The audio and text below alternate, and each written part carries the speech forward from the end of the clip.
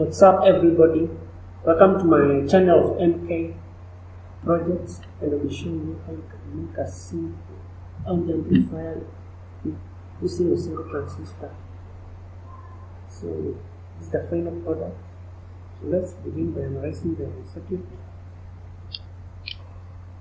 So here's the simple circuit. You need a 4 or 8 ohm speaker using the BJT transistor.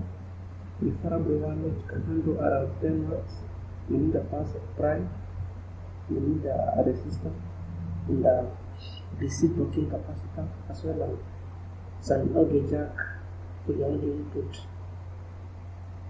So basically how this works is the transistor is biased by the power supply, which is also pressed out to the speaker, and because audio is an alternating current, it will be able to get service of the transistor, and it will be amplified afterwards to power to a 4 or 8 ohm speaker.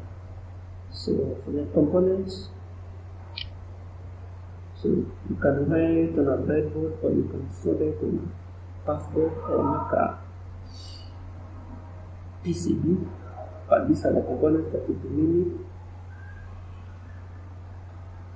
So you need to connect them and show in the circuit.